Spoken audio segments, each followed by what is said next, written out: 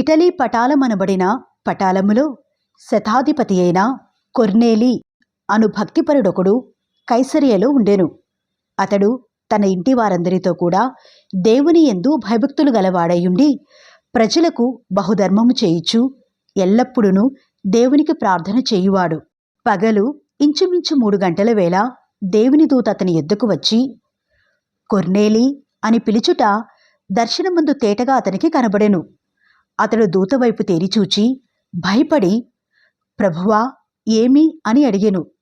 అందుకు దూత, నీ ప్రార్థనలను నీ ధర్మకార్యములను దేవుని సన్నిధికి జ్ఞాపకార్థముగా చేరినవి. ఇప్పుడు నీవు యొప్పేకు మనుషులను పంపి పేతురు అను మారుపేరు గల సీమోనును పిలిపించుము.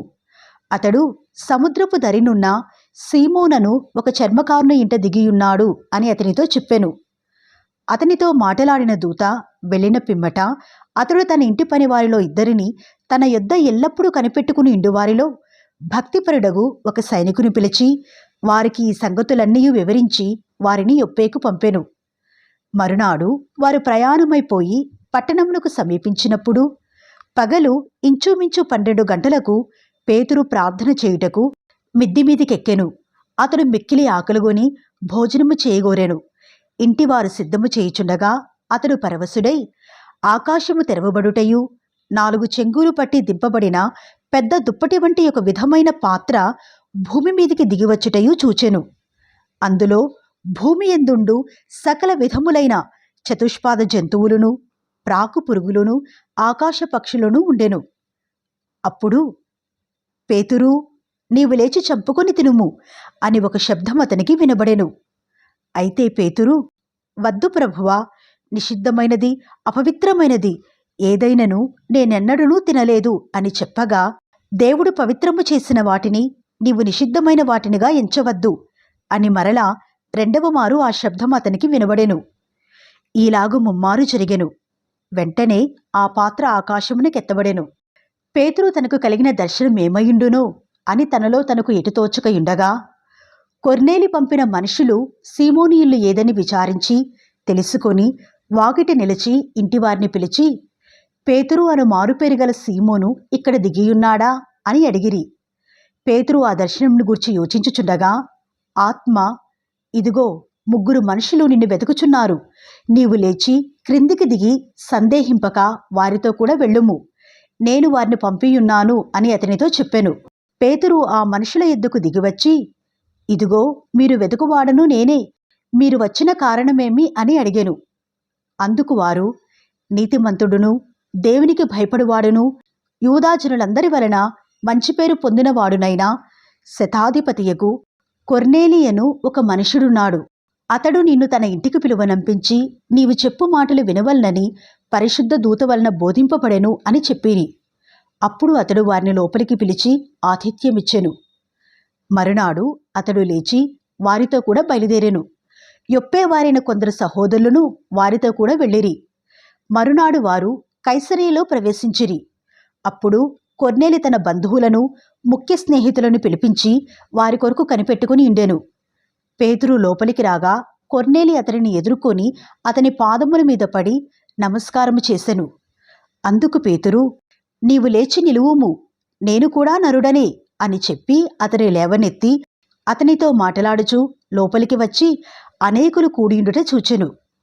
అప్పుడతడు అన్యజాతి వానితో సహవాసము చేయుటైనను అట్టి వానిని ముట్టుకొనుటైనను యూదునికి ధర్మము కాదని మీకు తెలియను.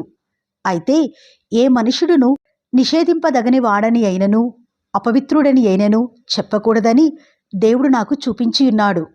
కాబట్టి నన్ను పిలిచినప్పుడు అడ్డమేమీ చెప్పక వచ్చితిని గనుక ఎందునిమిత్తము నన్ను పిలువనంపితిరో దానిని గూర్చి అడుగుచున్నాను అని వారితో చెప్పెను. అందుకు కొర్నేలి, 4 దినముల క్రిందట పగలు 3 గంటలు మొదలుకొని ఈ వేళ వరకు నేను ఇంట ప్రార్థన చేయుచుండగా ప్రకాశమానమైన వస్త్రములు ధరించిన వాడొకడు నా ఎదుట నిలిచి, కొర్నేలి, నీ ప్రార్థన వినబడెను. నీ ధర్మకార్యములు దేవుని సముఖమందు జ్ఞాపకముంచబడియున్నవి గనుక నీవు యొప్పేకు వర్తమానము పంపి పేతురు అను మారుపేరు గల సీమోనును పిలిపించుము. అతడు సముద్రపు దరినున్న చర్మకారుడైన సీమోను ఇంట దిగియున్నాడు అని నాతో చెప్పెను. వెంటనే నిన్ను పిలిపించి తిని, నీవు వచ్చినది మంచిది. ప్రభువు నీకు ఆజ్ఞాపించినవన్నీయూ వినుటకై ఇప్పుడు మేమందరము దేవుని ఎదుట ఇక్కడ కూడియున్నాము అని చెప్పెను. అందుకు పేతురు నోరు తెరచి ఇట్లనెను, దేవుడు పక్షపాతి కాడని నిజముగా గ్రహించియున్నాను. ప్రతి జనములోనూ ఆయనకు భయపడి నీతిగా నడుచుకుని వారిని ఆయన అంగీకరించును. యేసుక్రీస్తు అందరికీ ప్రభువు. ఆయన ద్వారా దేవుడు సమాధానకరమైన సువార్తను ప్రకటించి ఇశ్రాయేలీయులకు పంపిన వర్తమానము మీరెరుగుదురు. యోహాను బాప్తిస్మము ప్రకటించిన తరువాత గలిలయ మొదలుకొని యూదయ ఎందంతటా ప్రసిద్ధమైన సంగతి మీకు తెలియను. అదేదనగా దేవుడు నజరేయుడైన యేసును పరిశుద్ధాత్మతోనూ శక్తితోనూ అభిషేకించిననున్నదియే. దేవుడు ఆయనకు తోడైండెను గనక ఆయన మేలు చేయుచు అపవాది చేత పీడింపబడిన వారందరినీ స్వస్థపరచుచు సంచరించుచుండెను. ఆయన యూదుల దేశమందును యెరూషలేమునందును చేసిన వాటికన్నిటికిని మేము సాక్షులము. ఆయనను వారు మ్రానున వ్రేలాడదీసి చంపిరి. దేవుడు ఆయనను 3వ దినమున లేపి ప్రజలకందరికీ కాక దేవుని చేత ముందుగా ఏర్పరచబడిన సాక్షులకే, అనగా ఆయన మృతులలో నుండి లేచిన తరువాత ఆయనతో కూడా అన్నపానములు పుచ్చుకునిన మాకే ఆయన ప్రత్యక్షముగా కనబడినట్లు అనుగ్రహించెను. ఇదియుగాక దేవుడు సజీవులకును మృతులకును న్యాయాధిపతినిగా నియమించినవాడు ఈయనే అని ప్రజలకు ప్రకటించి దృఢసాక్ష్యం ఇయ్యవలనని మాకు ఆజ్ఞాపించెను. ఆయన యందు విశ్వాసముంచువాడెవడో వాడు ఆయన నామము మూలముగా పాపక్షమాపణ పొందునని ప్రవక్తలందరూ ఆయనను గూర్చి సాక్ష్యమిచ్చుచున్నారు అనెను. పేతురు ఈ మాటలు ఇంకా చెప్పుచుండగా అతని బోధ విన్న వారందరి మీదికి పరిశుద్ధాత్మ దిగెను. సున్నతి పొందిన వారిలో పేతురుతో కూడా వచ్చిన విశ్వాసులందరూ పరిశుద్ధాత్మ వరము అన్ని జనుల మీద సైతము కుమ్మరింపబట్ట చూచి విభ్రాంతి నొందిరి. ఎలయనగా వారు భాషలతో మాట్లాడుచు దేవుని ఘనపరచుచుండగా వినిరి.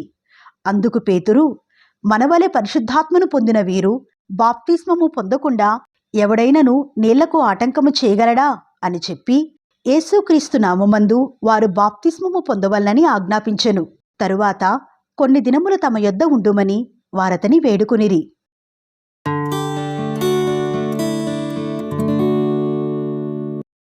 అన్యజనులను దేవుని వాక్యం అంగీకరించిరని అపోస్తలులను యూదయ ఎందంతటనున్న సహోదరులను వినిరి. పేతురు యెరూషలేమునకు వచ్చినప్పుడు సున్నతి పొందినవారు, నీవు సున్నతి పొందని వారి యొద్దకు పోయి వారితో కూడా భోజనము చేసితివి అని అతనితో వాదము పెట్టుకునిరి. అందుకు పేతురు మొదట నుండి వరుసగా వారికి ఆ సంగతి ఇలాగూ వివరించి చెప్పెను. నేను యొప్పే పట్టణములో ప్రార్థన చేయుచుండగా పరవశుడనైతెని. అప్పుడొక దర్శనము నాకు కలిగెను. అది ఏదనగా 4 చెంగులు పట్టి దింపబడిన పెద్ద దుప్పటి వంటి ఒక విధమైన పాత్ర ఆకాశము నుండి దిగి నా ఎద్దకు వచ్చెను.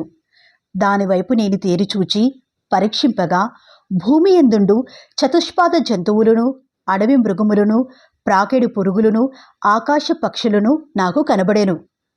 అప్పుడు పేతురు, నీవు లేచి చంపుకొని తినుము అని ఒక శబ్దము నాతో చెప్పుట వింటిని. అందుకు నేను, వద్దు ప్రభువా, నిషిద్ధమైనది అపవిత్రమైనది ఏదియు నా నోట ఎన్నడూనూ పడలేదు అని చెప్పగా రెండవ మారు ఆ శబ్దము ఆకాశము నుండి, దేవుడు పవిత్రము చేసినవి నీవు నిషిద్ధమైనవిగా ఎంచవద్దు అని ఉత్తరమిచ్చెను. ఈలాగు ముమ్మారు జరిగెను. తరువాత అదంతయు ఆకాశమునకు తిరిగి తీసుకొని పోబడెను. వెంటనే కైసరయ నుండి నా ఎద్దకు పంపబడ్డ 3 మనుషులు మేమున్న ఇంటి యొద్ద నిలిచిండిరి.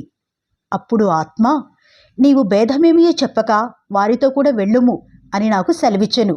ఈ 6 సహోదరులు నాతో కూడా వచ్చిరి. మేము కొర్నేలి ఇంట ప్రవేశించితిమి. అప్పుడతడు, నీవు యొప్పేకు మనుషులను పంపి పేతురు అను మారుపేరుగల సీమోనును పిలిపించుము. నీవును నీ ఇంటి వారందరూ ఏ మాటల వల్ల రక్షణ పొందుదురో ఆ మాటలు అతడు నీతో చెప్పునని తన ఇంట నిలిచి తనతో చెప్పిన ఒక దేవదూతను చూచిన సంగతి మాకు తెలిపెను. నేను మాటలాడనారంభించినప్పుడు పరిశుద్ధాత్మ మొదట మన మీదికి దిగిన ప్రకారము వారి మీదికిని దిగెను. అప్పుడు యోహాను నీళ్లతో బాప్తిస్మమిచ్చెను గాని మీరు పరిశుద్ధాత్మలో బాప్తిస్మము పొందుదురని ప్రభువు చెప్పిన మాట నేను జ్ఞాపకము చేసుకుంటుని. కాబట్టి ప్రభువైన యేసుక్రీస్తునందు విశ్వాసముంచిన మనకు అనుగ్రహించినట్టు దేవుడు వారికి కూడా సమాన వరము అనుగ్రహించి ఉండగా దేవుని అడ్డగించుటకు నేను ఏపాటివాడను అని చెప్పెను. వారు ఈ మాటలు విని మరేమియో అడ్డము చెప్పక, అట్లయితే అన్యజనులకును దేవుడు జీవార్థమైన మారు మనసు దయచేసియున్నాడు అని చెప్పుకొనుచు దేవుని మహిమపరచిరి. స్టెఫను విషయములో కలిగిన శ్రమను బట్టి చెదిరిపోయిన వారు యూదులు తప్ప మరి ఎవరికినీ వాక్యము బోధింపక ఫేనికే, కుప్ర, అంతియొకయ ప్రదేశముల వరకు సంచరించిరి. కుప్రీలు కొందరును కురేనీలు కొందరును వారిలో ఉండిరి. వీరు అంతియొకకు వచ్చి గ్రీసు దేశపు వారితో మాటలాడుచు ప్రభువైన యేసును గూర్చిన సువార్త ప్రకటించిరి. ప్రభు హస్తము వారికి తోడయిండెను గనక నమ్మిన వారనేకులు ప్రభు తట్టు తిరిగిరి. వారిని గూర్చిన సమాచారము యెరూషలేములోనున్న సంఘపు వారు విని బర్నబాను అంతియొకయ వరకు పంపిరి. అతడు వచ్చి దేవుని కృపను చూచి సంతోషించి ప్రభువును స్థిరహృదయముతో హత్తుకునవలనని అందరినీ హెచ్చరించెను. అతడు పరిశుద్ధాత్మతోనూ విశ్వాసముతోనూ నిండుకునిన సత్పురుషుడు. బహుజనులు ప్రభుపక్షమున చేరిరి. అంతటా అతడు సౌలును వెతుకుటకు తార్సునకు వెళ్ళి అతనిని కనుగొని అంతియొకయకు తోడుకొని వచ్చెను. వారు కలిసి 1 సంవత్సరమంతయు సంఘములో ఉండి బహుజనులకు వాక్యమును బోధించిరి. మొట్టమొదట అంతియొకయలో శిష్యులు క్రైస్తవులనబడిరి. ఆ దినముల యందు ప్రవక్తలు యెరూషలేము నుండి అంతియొకకు వచ్చిరి. వారిలో అగబు అను ఒకడు నిలువబడి భూలోకమంతటా గొప్ప కరువు రాబోవుచున్నదని ఆత్మ ద్వారా సూచించెను. అది క్లౌదియా చక్రవర్తి కాలమందు సంభవించెను. అప్పుడు శిష్యులలో ప్రతివాడును తన తన శక్తి కొలది యూదయలో కాపురమున్న సహోదరులకు సహాయము పంపుటకు నిశ్చయించుకునెను. అలాగున చేసి బర్నబా, సౌలు అను వారి చేత పెద్దల యొద్దకు దానిని పంపిరి.